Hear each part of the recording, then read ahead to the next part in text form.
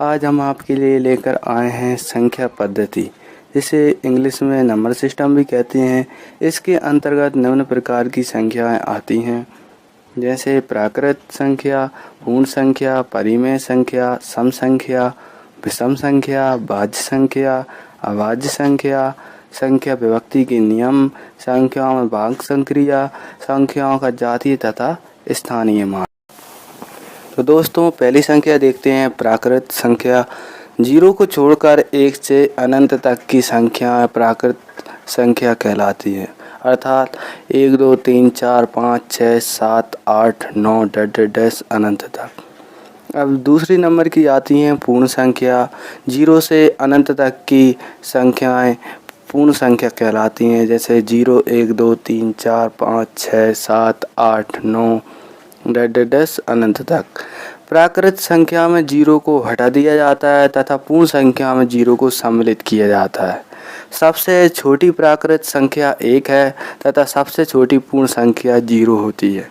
हम जानते हैं कि किसी संख्या को लिखने के लिए 0 1 2 3 4 5 6 7 8 तथा 9 इन अंकों का प्रयोग करते हैं, एवं किसी संख्या को लिखने के लिए दाईं से बाईं ओर क्रमशः इकाई, दहाई, सैकड़ा, हजार, 10,000, लाख, 10 लाख, करोड़, 10 करोड़ आदि स्थान का प्रयोग करते हैं। मान लीजिए एक उदाहरण लेकर समझते हैं कि संख्या 521 को शब्दों में लिखिए। इसको हल करते हैं। इसमें इकाई का अंक 1 है, दहाई का अंक कितना है 2 है, सैकड़ा का अंक 5 है। तब इसको 521 शब्दों में ऐसा लिखा होगा ये, तब इसको 521 लिखेंगे। ये इसका क्या है, शब्द रूप है। दोस्तों, हमारी अगली संख्या आती है परिमेय संख्या। वह संख्या जिसे P/Q के रूप में लिखा जा सके परिमेय संख्या कहलाती है, जैसे 2/3, 3/4 आदि। अब आती है हमारी सम संख्या। वह प्राकृत संख्या जो 2 से पूर्णतः विभक्त हो जाए सम संख्या कहलाती है, अर्थात जैसे 32, 40, 54 आदि। यदि हम 32 में 2 से भाग दें तब ये पूर्णतः विभक्त हो जाती है, अर्थात ये कौन सी संख्या है, सम संख्या है। अब आती है अगली हमारी विषम संख्या। वह प्राकृत संख्या जो 2 से पूर्णतः विभक्त ना हो विषम संख्या कहलाती है। कौन सी संख्या कहलाती है, विषम संख्या कहलाती है, अर्थात 23, 35, 57 आदि। यदि हम 23 में 2 से भाग दें तब ये पूर्णतः विभक्त नहीं होती है, अर्थात ये कौन सी संख्या है, विषम संख्या। इसमें शेषफल 1 बच रहा है। यदि हम तीनों संख्याओं की पहचान देखें तो परिमेय संख्या कौन सी होती हैं, जो भिन्न के रूप में होती हैं। सम संख्या कौन सी होती हैं, जिनमें 2 से पूर्णतः भाग चला जाता है, और विषम संख्या कौन सी होती हैं, जिनमें 2 से पूर्णतः भाग नहीं जाता है। दोस्तों, हमारी अगली संख्या आती है भाज्य संख्या। वह संख्या जिसके 2 से अधिक गुणनखंड हो भाज्य संख्या कहलाती है, अर्थात 4, 6, 8 आदि। हम कह सकते हैं कि जिसमें सम तथा 1 के अलावा और किसी संख्या से भाग चला जाए भाज्य होती है, जैसे 4 है, जिसमें 1 तथा 4 से तो जाएगा भाग, पर 2 से भी जाएगा। तब इसके गुणनखंड कितने होंगे, 1, 4, 2, 3 होंगे, अर्थात 2 से अधिक होंगे। तो ये कौन सी संख्या है, भाज्य संख्या। अब अगली संख्या आती है अभाज्य संख्या। वह संख्या जिसके केवल 2 गुणनखंड हो अभाज्य संख्या कहलाती है, अर्थात 7, 11, 13 आदि। इनको हम उदाहरण के रूप में ले सकते हैं। इसमें हम देखें तो यदि 7 को लें तो इसके केवल 2 गुणनखंड हैं, 1 और 7, अर्थात जिसमें सम तथा 1 के अलावा किसी और संख्या से भाग न जाए, तो वो कौन सी संख्या है, अभाज्य संख्या। तो भाज्य संख्या की पहचान क्या है, इसमें सम तथा 1 के अलावा अन्य किसी संख्या से भाग चला जाए, तथा अभाज्य की क्या है, जिसमें सम तथा 1 के अलावा किसी अन्य संख्या से भाग न जाए, तो वो कौन सी संख्या कहलाती है, अभाज्य संख्या। दोस्तों, अब आते हैं संख्या विभक्ति के नियम। तो पहला देखते हैं 2 से विभक्त होने का नियम। यदि किसी संख्या का इकाई अंक 0, 2, 4, 6, 8 में से कोई हो तो वह संख्या 2 से पूर्णतः विभक्त होगी, जैसे 20, 24, 28। यदि हम 20 को लें तो इसका इकाई अंक कितना है, 0 है, इसलिए यह संख्या 2 से पूर्णतः विभक्त होगी। अगला नियम आता है 3 से विभक्त होने का नियम। यदि दी गई संख्या के सभी अंकों का योग 3 से पूर्णतः विभक्त हो जाए तो वह संख्या 3 से पूर्णतः विभक्त होगी। जैसे 75,684 उदाहरण के लिए लेते हैं। इसके अंकों का योग कितना है? 30 है। अगर हम 3 का भाग 30 में देते हैं तो ये पूर्णतः विभक्त होती है और ये कितनी बार जाता है? 10 बार जाता है। तो ये संख्या अभी 3 से पूर्णतः विभक्त होगी। अब अगला आता है हमारा 4 से विभक्त होने का नियम। 4 से तभी कोई संख्या विभक्त होगी जब उस संख्या में इकाई तथा दहाई से बनी संख्या 4 से पूर्णतः विभक्त होगी, तो वह संख्या 4 से भी पूर्णतः विभक्त होगी। अर्थात जैसे 520 लेते हैं उदाहरण के लिए, तब इसकी इकाई तथा दहाई अंक से बनी संख्या कितनी है? 20 है। यह 4 से पूर्णतः विभक्त होती है। जब हम 4 का भाग 20 में देते हैं तो ये 5 बार जाता है और 4 से पूर्णतः विभक्त होती है संख्या। अतः यह भी 4 से पूर्णतः विभक्त हुई और ये संख्या जो 520 है ये भी 4 से पूर्णतः विभक्त होगी। दोस्तों अगला नियम आता है 5 से विभक्त होने का नियम। जब किसी संख्या का इकाई अंक 5 अथवा 0 हो तो वह संख्या 5 से पूर्णतः विभक्त होगी। जैसे 50 को 55 को लें हम उदाहरण के रूप में।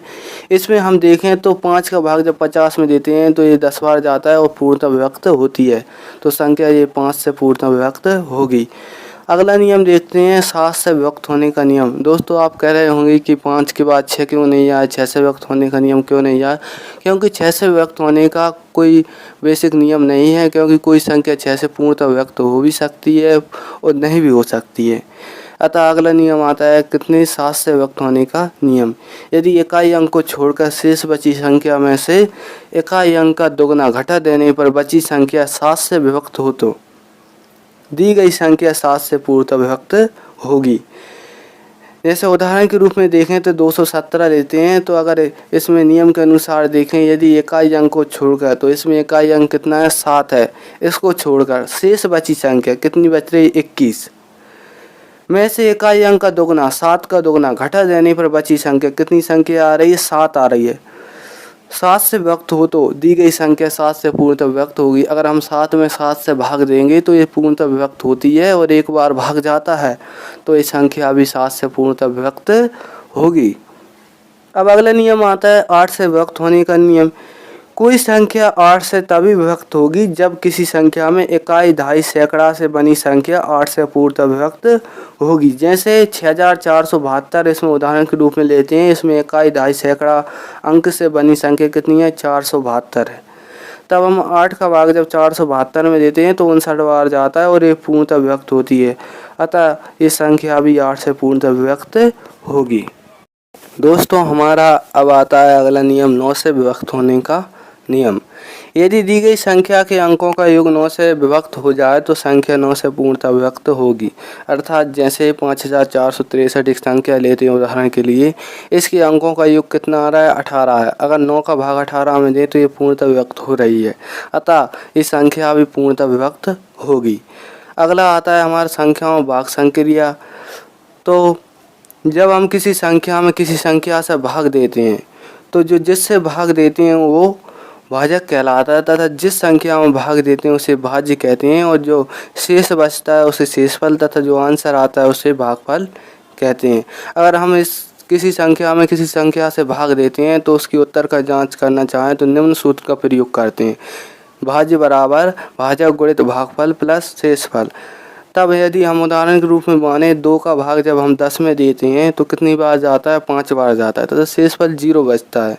तब जिससे भाग देते हैं, जिससे 2 से दे रहे हैं तो वो भाजक कहलाएगा, तथा जिसमें दे रहे हैं 10 में दे रहे हैं तो 10 क्या होगा? भाज्य होगा, तथा भागफल जो हमारा आंसर आ रहा है 5 वो भागफल कहलाएगा, और शेष जो बच रहा है 0 तो वो क्या कहलाएगा? शेषफल कहलाएगा।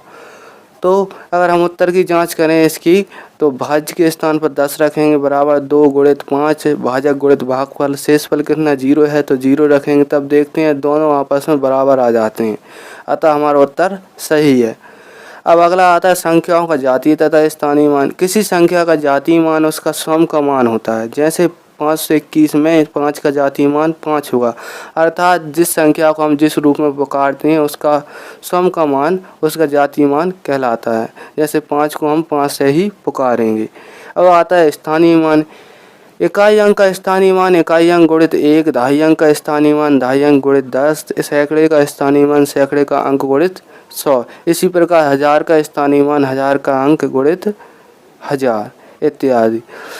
उदाहरण के लिए यदि 231 संख्या में 2 का स्थानीय मान देखें तो 2 गुणित 100 बराबर 200 होगा, क्योंकि इसमें इकाई का अंक 1 है, दहाई का अंक 3 है तथा सैकड़े का अंक 2 है।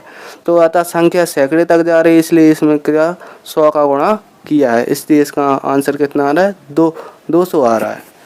दोस्तों, अगर आपको ये वीडियो पसंद आई हो तो इसको लाइक करें, शेयर करें तथा सब्सक्राइब भी करें तथा कमेंट बॉक्स में अपना सुझाव भी दें तथा बेल आइकॉन पर क्लिक करें, जिससे आने वाली सभी वीडियो आपको सीधे प्राप्त हो सकें।